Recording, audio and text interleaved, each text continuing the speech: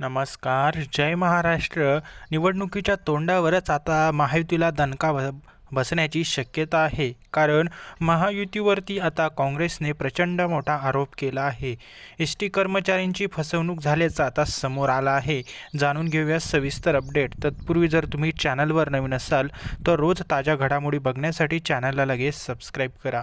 S T कामगारांना फसवलं. S T कर्मचाऱ्यांना भरघोस पगारवाढ दिल्याच्या महायुती सरकारचा निर्णय कर्मचाऱ्यांच्या जखमेवर मीठ चोळणारा प्रकार असल्याचे स्पष्ट झाले आहे. सरसकट सर्व कर्मचाऱ्यांच्या मूळ वेतनात 6,500 रुपयांची पगारवाढ एप्रिल 2020 पासून देणार असल्याचे मुख्यमंत्री एकनाथ शिंदे यांनी झालेल्या बैठकीत स्पष्ट सांगितले होते. पण ही पगारवाढ एप्रिल 2020 पासून नाही तर सप्टेंबर 2024 पासून लागू होणार असल्याचे काँग्रेसचे सरचिटणीस श्रीरंग बर्गे यांनी सांगितले आहे.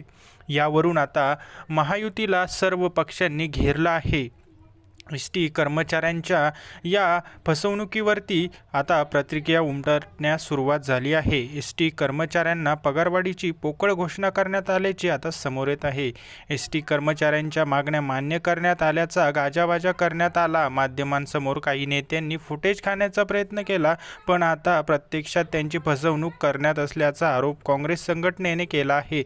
मुख्यमंत्री एकनाथ शिंदे आणि मंत्री उदय सामंत यांच्यासोबत एस टी कर्मचारी संघटनांची बैठक सह्याद्री अतिथीगृहात संपन्न झाली होती. त्यात कर्मचाऱ्यांना पगारवाढ 2020 पासून लागू करण्याचा निर्णय झाला होता. पण आता सरकारने शब्द फिरवल्याचा आरोप करण्यात येत आहे.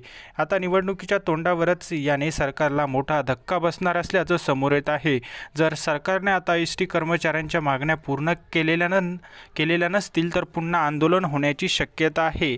या आता पुढे काय होतं आपल्याला बघायला मिळणारच आहे. म्हणून रोज नव्या घडामोडी जर बघायच्या असतील तर आमच्या चॅनलला नक्की सबस्क्राईब करा. धन्यवाद.